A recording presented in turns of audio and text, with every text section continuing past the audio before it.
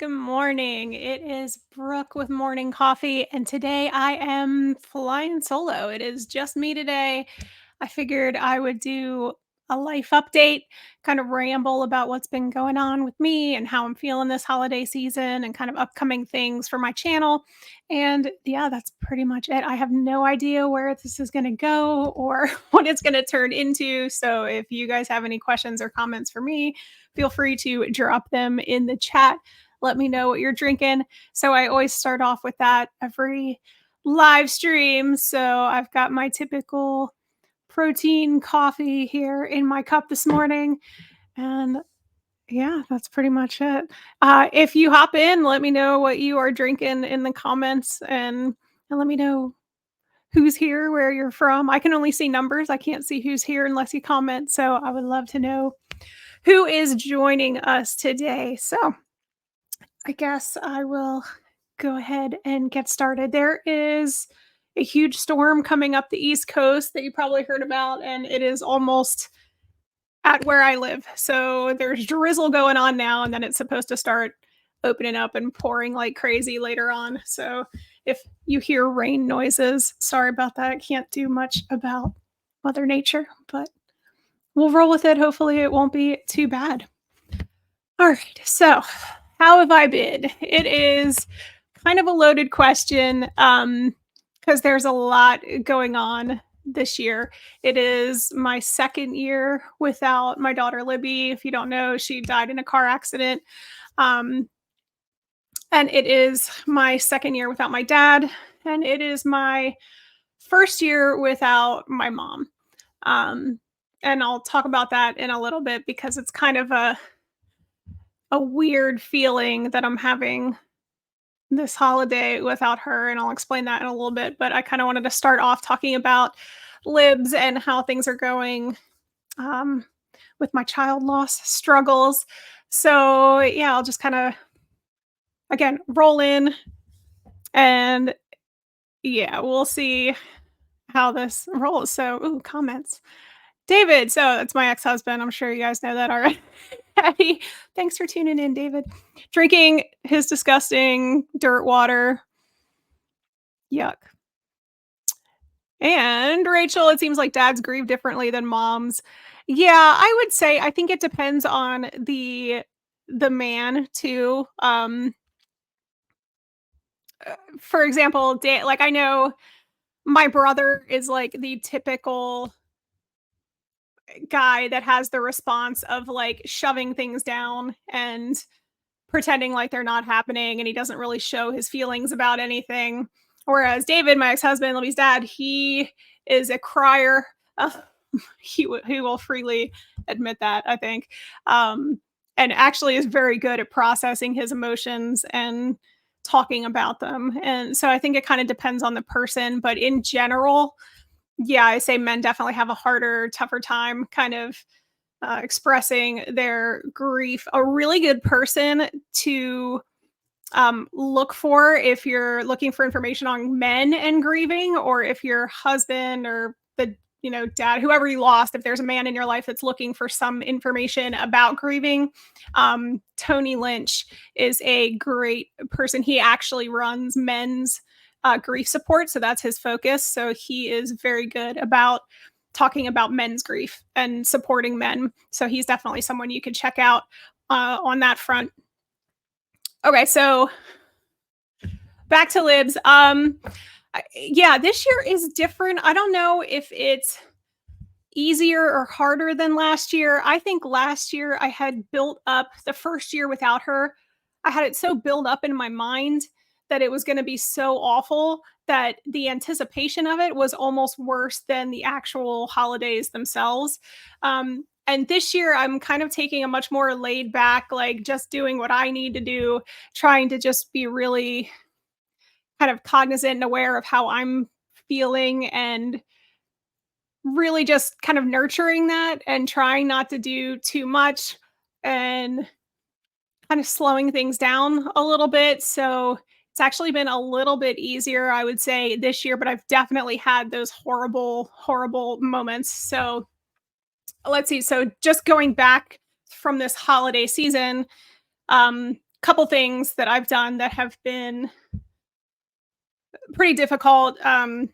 I decorate her crash site. We have a little memorial set up at where the car accident was. And I went to Hobby Lobby and got, holiday decorations. And I found stuff that I thought she would love. There was like a whole aisle of rose gold stuff, and she loved rose gold. It was her favorite color. So when I saw that, it was like an instant, like, all I kept thinking was like, oh my gosh, she would have adored this. And I ended up getting some decorations in the rose gold, and I found 2 candy canes, and I went and decorated the crash site with the holiday stuff. Um, and that's always very,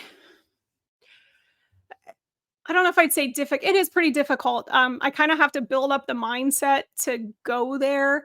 I tend to avoid driving by there if I can. Because if I'm not prepared for it, then it hits me harder. But I set certain times and I go pretty much every season at least, and visit and like change the decorations to go along with the season. So I make the time to go there, and I know when I go there, it's going to be emotional, but I'm kind of prepared for it. Whereas if my GPS takes me by there and I'm not thinking about it and I go by accident, that seems to hit me a lot harder because I'm not prepared for that. So that was really kind of the first thing holiday wise that hit me with her. And then we had so last weekend? I think it was last weekend. Last Sunday, I think I posted about it. There was a gift fair that we're a part of every year, and it's called Gifts That Give Hope. And the whole idea, it's an awesome idea. It is basically lots of different nonprofits get together, and you have the nonprofits that offer like merchandise kind of things that you could buy. And then also just the nonprofits themselves that don't have merchandise kind of set up booths, and people can go around and buy things for loved ones or donate as part of like Christmas presents. So you can buy Christmas presents for other people, but it actually helps the nonprofits and goes towards a good cause, which is awesome. I love it. So we are a part of that with Live Like Libby.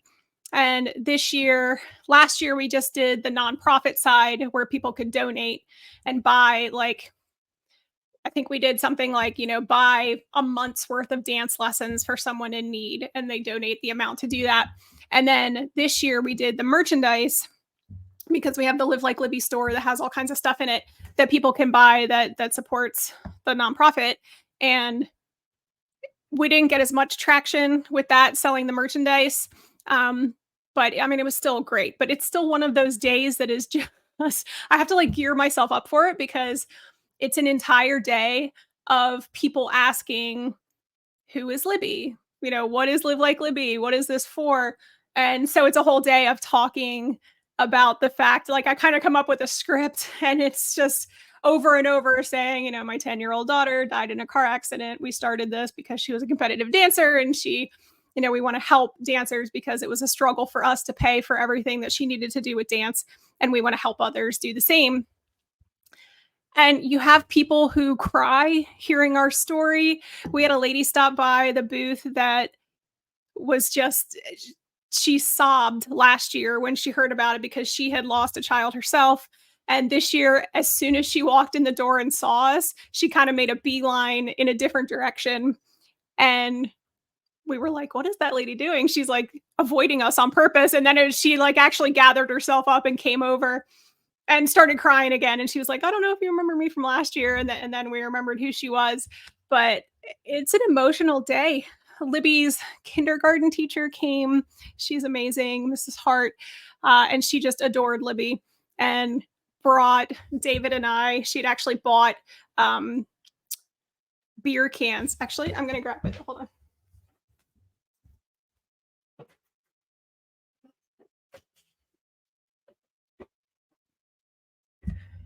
Sorry, I didn't know I was going to talk about this, so I was not prepared. But so she brought us this. I don't know if you can see with my light. So it says Libby, and then it has a picture that looks like her. So it's Libbys Pale Ale, and she found this in New England and then bought them for us and brought it back. And it was just the sweetest thing. Um, so that was emotional too. So it's one of those days where you just try to hold yourself together, and then by the end, you're just completely wiped out. Um, but David and I both had moments where we teared up, definitely. But no like sobbing moments, so that was good. We held it together enough. But afterward, you're just drained, just completely drained. Um, so yeah, there was that. And then I would say definitely the most emotional moment was with her ornament for the Christmas tree. So we did end up, I don't know if you saw when I had David on an episode here and we were kind of talking about what we were going to do for Christmas. If you haven't seen that in the replay, I'll try to link that here in case you want to watch that one, because we're kind of discussing what we want to do for the holidays, because it's a whole weird situation now where I'm living in the tiny house, the boys are living with him, and we didn't know what traditions we were going to keep and what we were going to get rid of. But we did end up going to get a Christmas tree, and then we couldn't find the old ornaments that were from the kids. Yeah, everybody has those old, like the ornaments you've been putting on your tree forever, that have your kids' pictures and stuff that they've decorated and stuff that you've bought together and whatever. We couldn't find it. And I was terrified that we lost Libby's dancer ornament that we always put on the tree, that she always wanted. She always hung it up front and center, like smack in the center of the tree. It was kind of her thing. And I couldn't find it. And I had this just like awful pit in my stomach for days and days, because I'm like, where did this thing go? Like, did I accidentally throw it out? And I was so nervous that I did, because I got rid of so much stuff when I moved here. But then he found it in his basement, and we ended up putting those ornaments on the tree, and hanging her dancer front and center on that tree was the most emotional moment so far of this holiday season, because I just lost it pretty much. That was like a good sob, and I needed it because I felt it. You know how you like with your loss, I don't know, comment if you're like this, but I feel it like building up, and it's like I put up with so much, and I have all these feelings that hit me all day long, but then it takes something to hit me to just get me to release it all. It's like it just builds up, but then it's like you can feel it building up, and you just want to have one of those huge sobbing ugly face cries. And I had felt that coming throughout the season, and then hanging that ornament, that was it, and that was that catalyst, and I just did the full on ugly cry. And poor David, I'm like sobbing, and then he started sobbing. It was just a giant sob fest, but it felt good to get it out, honestly. I think I really needed that. But yeah, we just miss her. We miss her so much. She made everything so much more fun. Um and it's hard. It's hard not having that. Libby just brought joy to everything that you did. And especially with the holidays, like I always used to go all out with the holidays. And after the boys got older, it just became about Libby and making it fun for her. And she appreciated everything so much, like so much more than I would say most kids do. She just was ecstatic about everything that you did. She loved going to get the tree, and she loved shopping for presents for other people. And my God, when you got her a gift, she acted, no matter what it was, like it was the best gift in the world. And it always made you feel so good. Um, and it's really hard not having that. But the boys seem to be doing okay. And we've spent more time together, I would say, than usual, just kind of hanging out, not doing much of anything. Max went with us to get the tree. Um, so yeah, it's just been different, but they both want kind of the normal holiday. They want the stockings, the presents under the tree.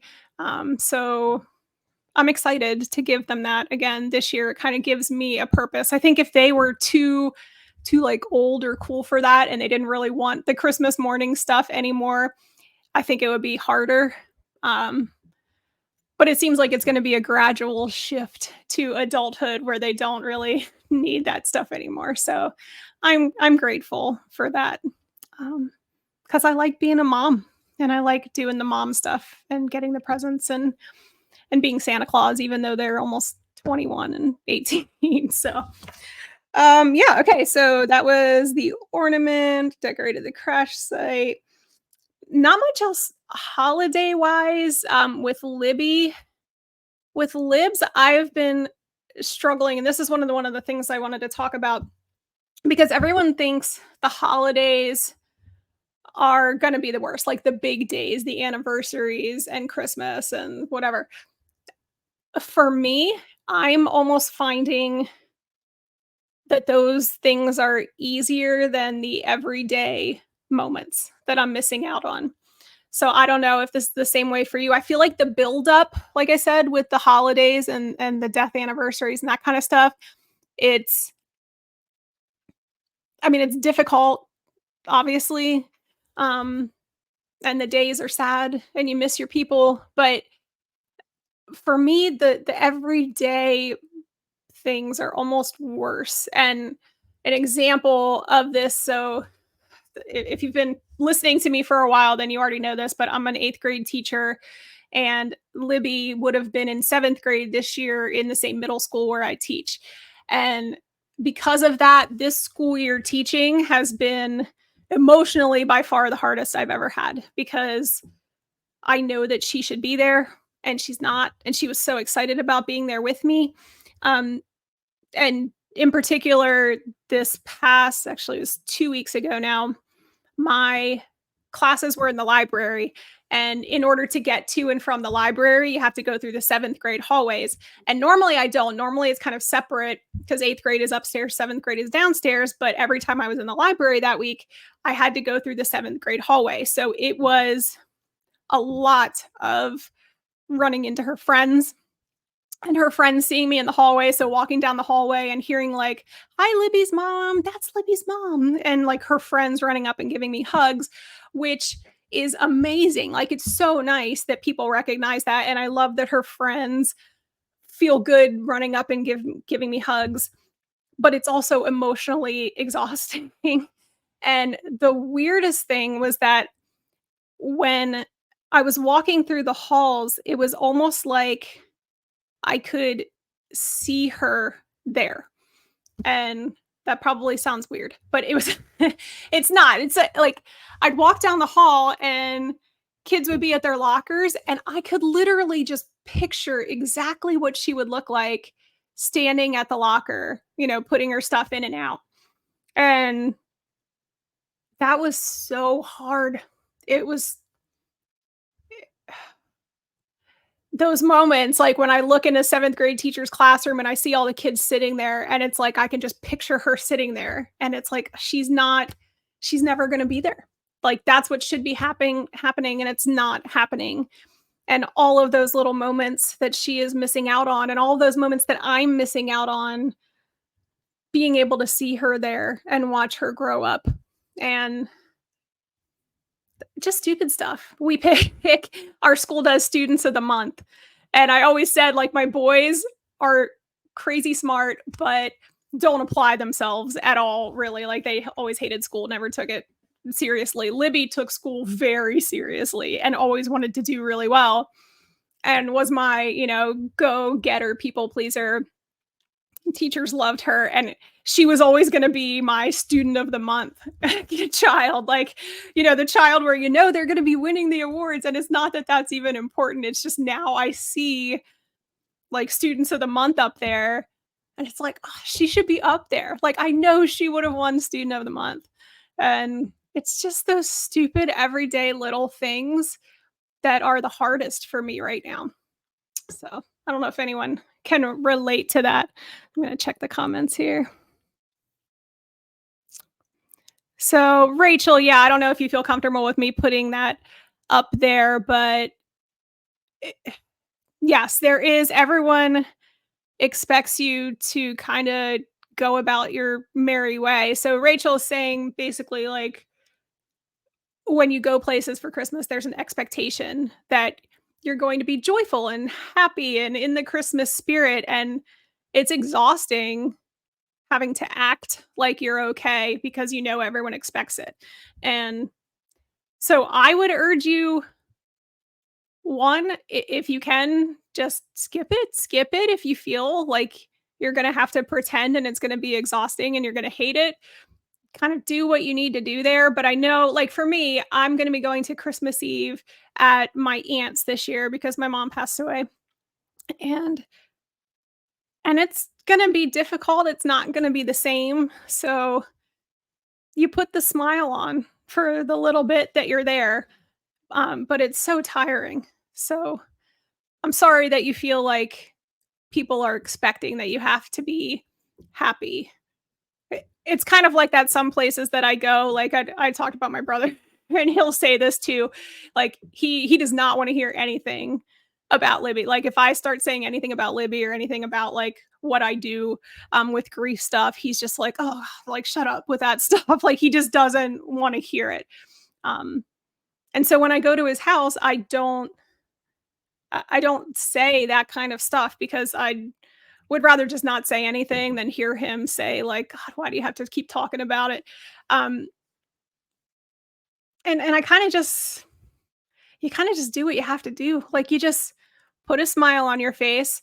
I have been trying, I don't know if it will help Rachel or anybody else that's kind of going through this. I've been trying really hard to consciously look for things to be positive about and grateful for. So for example, with my brother with Thanksgiving, it was the first time I'd ever gone to Thanksgiving at my brother's house because we don't have parents anymore. Both of our parents are dead. My brother was coming in from Virginia, and it was very different and kind of awkward. You know, it just wasn't the same. Not that it's awkward. It's just different people. It's not what you're used to, and it's just not the same, not what you think of as like home, if that makes sense. And I just had to keep saying like I had to remind myself that it was probably really hard for my brother too, even though he wouldn't say it. And I had to be grateful for the fact that I had a brother's house to go to and that he invited me and that his house is big enough that we could still get together.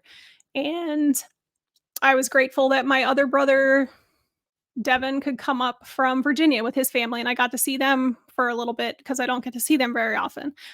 Um, and grateful that we had, good food to eat. And there's so much shit going on in the world that, God, now more than ever, I feel like we need to be grateful for just the ridiculously little things that we have.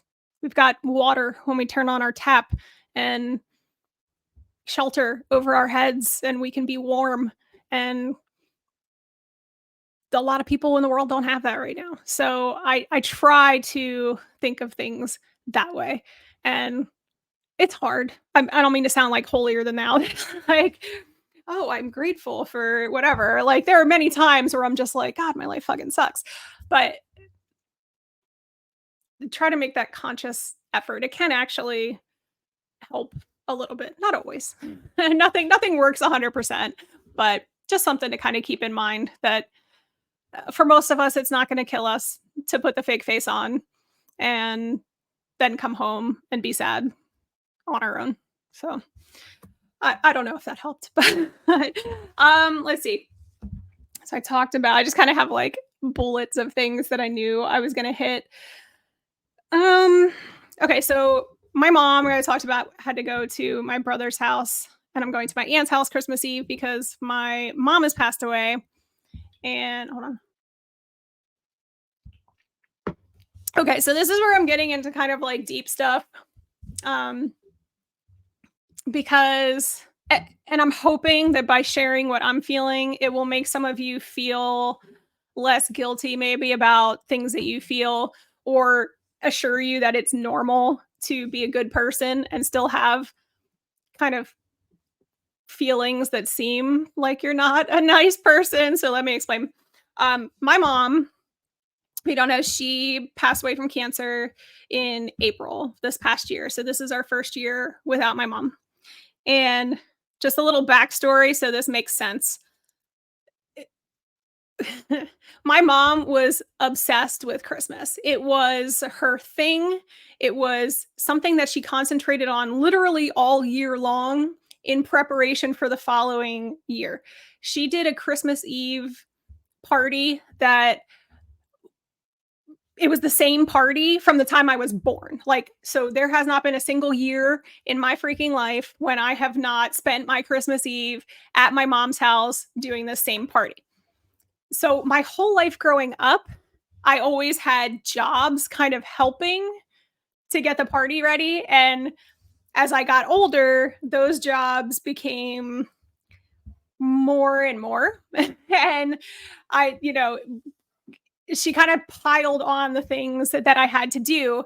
And my sister passed away when she was 32. And so it was me. It was like so it was my sister and I, and then we had three brothers, and I still have three brothers. And she treated the girls in the family, my sister and I, very differently than she treated the boys. The boys were like her boys. She basically spoiled them. Right. They could get away with anything. Um, and she was much, much harder on the girls. And I'm not sure why that was. Because I was always intrinsically like a good kid, like a people pleaser. But she always, yeah, it was like she held us to a different standard.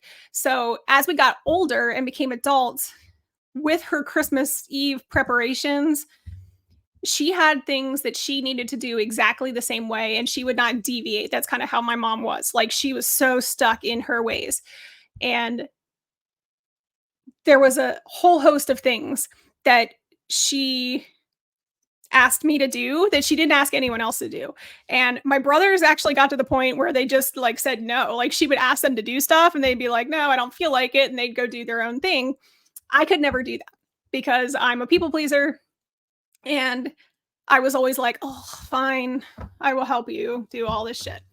So it literally got to the point in the past, I mean, even the past, God, like 15 years or so, where it was really like my mom and I doing everything. And I couldn't do any of my own stuff with my own family because I was so busy helping my mom with all her stuff. So, what kind of stuff is this? You're probably like, "What the heck does she have you do?" So, it would start with like, God, she even got to the point where she started on Christmas like by October with making Christmas cookies, and she had to make the same exact Christmas cookies every single year. And as she got older, she struggled getting all the cookies made. So I would help her make the cookies. And it was like a whole big thing. It's not just a few cookies, it is like hundreds and hundreds of cookies. So we do that. And then every year around the same time, we had to go get a Christmas tree. And the Christmas tree was always like, it's not like you could just go get a tree and come back and decorate it. It has to be an event. So it would be hunting for a Christmas tree farm that had a blue spruce tree because it had to be blue spruce. And it had to be 9 feet tall because she had 9 feet tall ceilings. And she would never get anything smaller. We always had to get a tree that was too big, and then we'd end up cutting stuff off so that it could actually fit in the house. It always had to be this humongous tree. So it was like a big deal. And so we'd spend half the day getting the tree, cutting it down, getting it back to her house, getting it set up. And then you'd have to decorate the tree, and it had to be like just right. So that was like a whole event. And then she did outside lights, and her house was pretty big. So we had to decorate the outside, and she had to have it exactly the same way. Hey, I'm going to throw this up. I just saw David driving 2 hours sometimes. So yeah, see, David was there. He will tell you. Yeah, sometimes we had to drive 2 hours away to get the perfect Christmas tree. And then, so putting up the lights killed another entire day and was a huge process because she had to have everything just so. And Yeah. So between that and then uh I had to help her get all of her gifts. So I was the one that had to like contact everyone to get ideas from people. And then when I got the ideas from people, she wasn't comfortable shopping online for some reason, even though I showed her how to do it a million times. So I would have to spend a day going to her house and sitting with her and figuring out what to buy people and ordering things for everyone. And that was another thing. So then as the Christmas Eve party was getting closer, I'd have to help her go shop for like a million different little things to kind of get ready for that party. On Christmas Eve itself, I spent most of the day Christmas Eve helping her get ready for the party or running around and picking stuff up for the party. And I always had the job of making, with her hundreds of cookies, I had to make cookie plates for all the people who would come to the party. And that always had to be done on Christmas Eve. So my Christmas Eve was kind of a wash because I'd be at her house helping her with stuff all day. And then I'd go home, change, get my kids, and come back for the party. And the party, it always drove me nuts because I love the party. Don't get me wrong. Like the party was iconic. It was what I did my entire life. And I will miss the party greatly. I won't miss the preparation. But she had to have it at a certain time every year. And it had to last a certain amount of time. So we were always there. And think about like if you have little kids or you had little kids, like you'll know Christmas Eve, after you get home Christmas Eve, you're spending, however long after you get home, you can't just go to bed.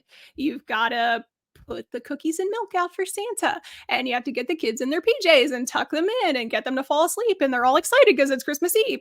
And then once they go to sleep, then you have to sit out all the presents and get everything ready for, the next day.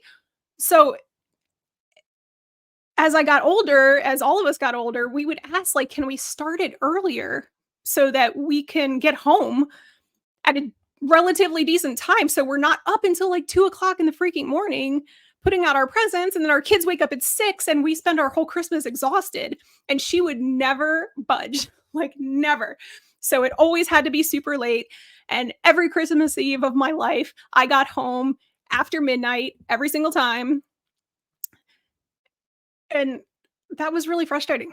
So, with all that said, lots of backstory there. I'm sorry, but I kind of wanted you to understand what I'm going to say now and hope it doesn't make me sound like a horrible person. Do I miss my mom? Absolutely. Do I love my mom? Absolutely. Do I miss my mom this Christmas? No. I am feeling, and this is what they say, that sometimes grief comes with relief. Grief is relief this year when it comes to my mom. And I feel horrible saying that. As a person who works in grief, I know that it's normal, and I can tell myself that it's normal and that it's okay to feel this way and it's understandable. But as a human and a daughter, you feel guilty. Like there's nothing you can do but feel guilty, really. Like I feel guilty that I don't miss my mom more, that the overriding feeling this year is, oh, I actually have a little bit of peace and time this holiday.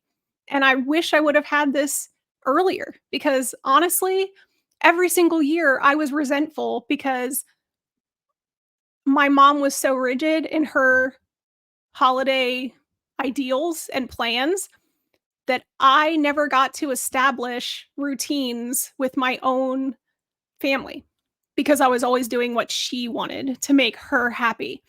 And this is the first year that I've been able to say, like, this is what I want to do. I want to put up my little fake tree. I want to bake a normal amount of cookies that doesn't take me an entire weekend where I'm feeling completely exhausted by the time I'm done. I wish that I would have had more time like this with my own kids and with Libby when they were younger to do more things ourselves. So I hope that makes sense. And if anyone else is feeling reliefy this holiday, I stand with you in solidarity. Christmas Eve is gonna be weird. It's gonna be sad, I'm sure, because like I said, my mom's Christmas Eve party was iconic. It was literally every year of my life and every year of my children's lives. And not having that is going to be very strange. Um, but I think other than the actual Christmas Eve thing itself, I am enjoying the lighter feeling of not having that resentment riding on me all holiday season. Okay, so oh, that makes sense. Went really deep there. Um, sorry, mom, for spilling all that dirt on you, but that's how it was. Anyone who knows her, that really knows her, will understand what I'm saying, I think. Um, so yeah, there's that. Okay. Let's see what else. Really, I'm just kind of all about simplifying right now. How am I at? 36 minutes. Okay. Just a little bit. I won't take up too much more of your time. Again, if there's anything that anyone wants to ask me, feel free to drop stuff in the comments if there's anything you want me to talk about. I do have a question. People sent in questions online that I will answer in just a minute. But yeah, I'm really kind of focusing right now on simplifying and kind of slow living and figuring out what's important and realizing what's not and giving myself more grace. Um, Presents, I just got like holiday time this year. I just got presents for the boys. Um, and I got something for David because I'll be at his house on Christmas morning. And everybody else, I made homemade gifts this year. I'll show you what they are if you're wondering. So we have three choices. The first one, this is a um, French vanilla hot cocoa mix. And then I did an oatmeal M&M cookie mix. And then this is, you can't really see the inside, but it's simmer pot ingredients. So it has like cinnamon, oranges, cloves, bay leaves, nutmeg, and it's just something that you put on your stove with water and boil it. It makes your house smell very Christmassy and good. So yeah, I just made those for people, try to keep that simple, and just kind of simplifying everything else. I am loving my tiny house. I had people, so I'll try to get into the questions here. Yes, I'm loving the tiny house. I think it was an awesome decision for me. I'm actually enjoying living on my own. Took a little bit to adjust and get used to it because I've never lived on my own, but now that I'm here, I find myself craving the alone time. Yeah, and I like that I can kind of decorate it. I don't know how much you can see, but I like that I can decorate it how I want. It's super cozy. It really is all the space that I need.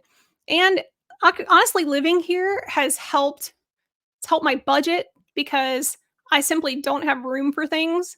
So I don't buy as much as I used to because I'm like, where am I even going to put this if I buy it? And I don't know. Two, it kind of like, it makes me think about what's important, what I actually need and what I don't need and what I can get away without. And so it's kind of decreased materialism, I would say. And again, just focusing on like simple things.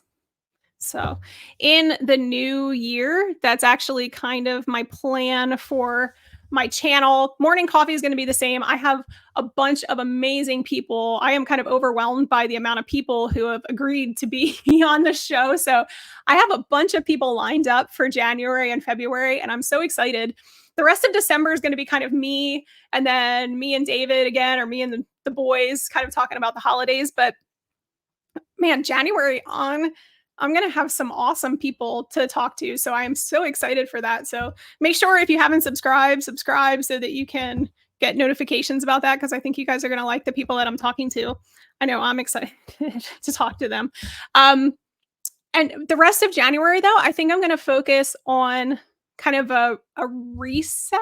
And I hate saying reset in January, but more of like a slow living reset. And what I mean by that is I really think I've been thinking about this a lot. I really think that kind of embracing a slower, more intentional life can help with grief. And kind of the things that I'm going to be talking about with that, things like getting your finances in order and decluttering your house so that you feel more peace in your space. Like meal planning and meal prepping so that you're eating, relatively healthy foods and you're not stressed out about what you're going to have for dinner or feed your family for dinner. Um, just gentle movement, whether it's yoga or walks, spending time in nature. So just kind of getting back to the basics, which honestly I think are the building blocks for helping people deal with their grief. It's kind of more than the grief, it's more of like the holistic person, like dealing with your shit as a person and making sure that you're setting a good foundation for yourself um, in order to deal with the grief feelings that you are having. So that's kind of going to be the focus, at least in January, and then we'll see where it goes after that. But yeah, I'm kind of excited about that because that's something that I'm kind of passionate about right now. Is just I was thinking about it before Libby died, when I was a mom, married mom with 3 kids, I was exhausted. I was completely exhausted and burnout, and I wasn't really enjoying, like, if I'm being honest, I wasn't really enjoying my life so much because I had so much responsibility and we were so busy all the time that I felt like I didn't appreciate anything. Obviously, looking back now, I can appreciate the time that I had with my kids. I mean, I didn't know that I was gonna be losing that time with Libby. If I would have known that, I would have done things a lot differently. Um, and so I'm kind of hoping to inspire people to get away from the go culture, the culture of just busyness and rush, rush, rush, and doing stuff all the time, not having any downtime, not really knowing who you are because you're just doing what you think you're supposed to do all the time and it takes up all of your time and energy. Um, and I think grief can change that mindset for people for the better in a good way. So I'm kind of rambling now, but that's kind of where I'm going with that and where that headspace is for kind of why I'm talking about those things. Okay, getting kind of long. So the other question that I had from someone is, what is one thing that you're looking forward to in the new year?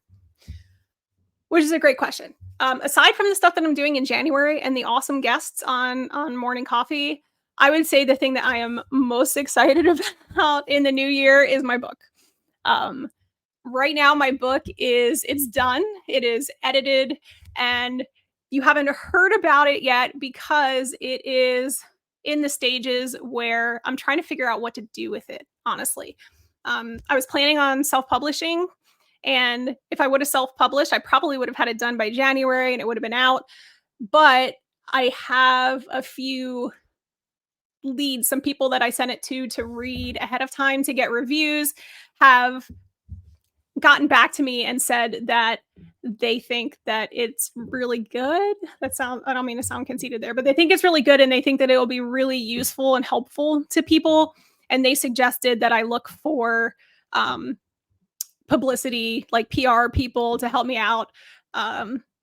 And so, yeah, I'm trying to make connections and set things up that way to see what happens. If that would happen, then it would be a longer process to get the book out because of all of the stuff that goes along with like having someone else publish your book.